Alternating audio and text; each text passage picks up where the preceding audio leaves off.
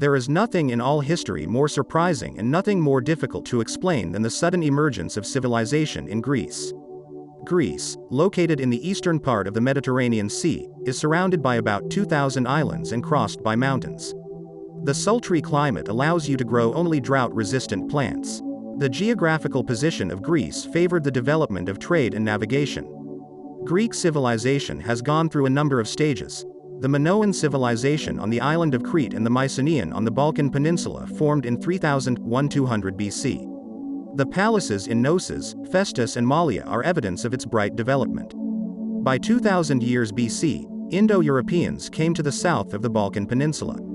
In the beginning, Achaeans, Aeolians and Ionians. During the 19 to 14 centuries BC, they inhabited both shores of the Aegean Sea, as well as numerous islands of the region, including Rhodes, Crete and Cyprus. These peoples were engaged in agriculture and cattle breeding, used bronze tools. The second wave of migrating peoples consisted of the Dorians, a warlike people who possessed weapons made of iron, which allowed them to quickly conquer Greece and push the Achaeans to the coast of Asia Minor in the islands of the Aegean Sea. The mixing of Achaeans and Dorians led to the birth of the Greek people.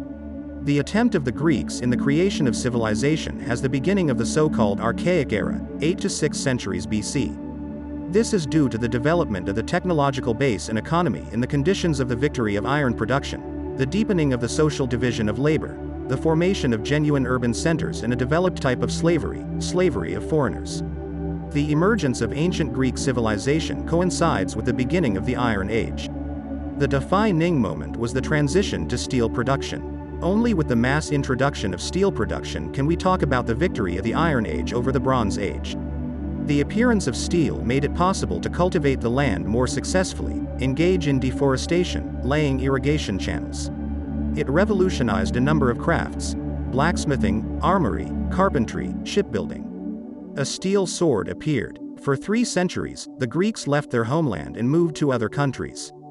This was due to the lack of sufficient land for agriculture and the overpopulation of previously developed territories.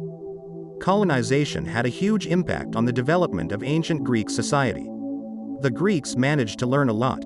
They took alphabetic writing from the Phoenicians and improved it by introducing not only consonants, but also vowel letters. From Phoenicia and Syria, they adopted the secret of making glass from sand, extracting purple paint from marine mollusks. Astronomy and geometry were learned from the Egyptians and Babylonians. Monumental sculpture was borrowed from the Egyptians. Navigation and maritime trade came to the fore. Colonies are turning into centers of intermediary trade. The main result of the Great Colonization is the transition from subsistence farming to the stage of commodity money economy. There are their own coin standards, obols, drachmas. The key word defining the individual feature of the ancient Greek civilization is polis. Polis is a Greek version of the city-state, which included the capital, the city itself and the territories adjacent to it. According to the occupied territory, a typical Greek polis was a small settlement, where from 5 to 10,000 people could live.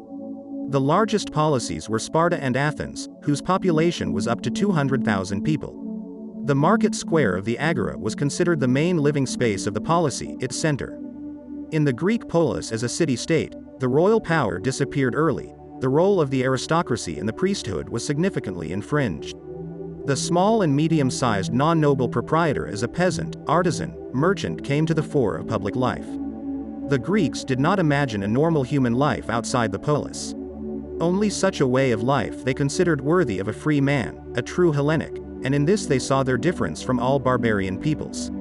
The inhabitants of the polis formed one community, the polis.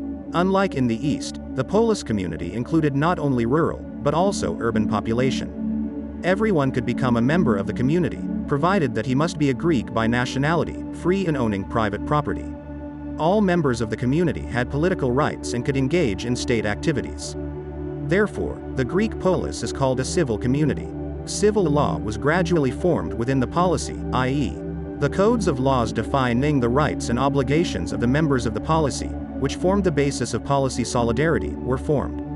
The policy was engaged not only in internal affairs, but could also conduct foreign policy activities, had its own army.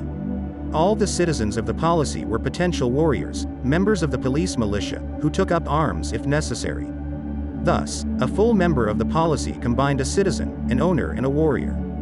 The Greek polis was characterized by autarky, i.e. self-sufficiency. The economic basis of the life of the polis was provided by agriculture, which its citizens were engaged in. They also solved civil and military issues facing the city-state.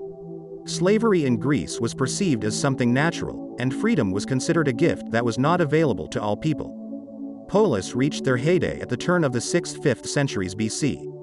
By this time, Greece was a multitude of separate small city-states. Relatively stable and large associations of policies arose during the wars with Persia.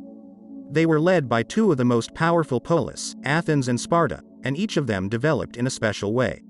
Emerging victorious from the Greco-Persian Wars, Athens became the most powerful and magnificent city in Greece.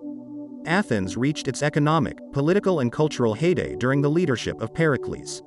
He became a symbol of the era. A group of outstanding personalities formed around him: Sophocles, Herodotus, Phidias, Anaxagoras and others. The Hellenistic Era is a period of Macedonian hegemony established by King Philip I and his son Alexander the Great. They conquered not only the Greek world, but also a significant part of the East, creating one of the greatest empires of antiquity. Culturally, it was the time of the spread of Greek civilization beyond its ethnic borders. The Greek language acquired the status of an official language throughout the empire.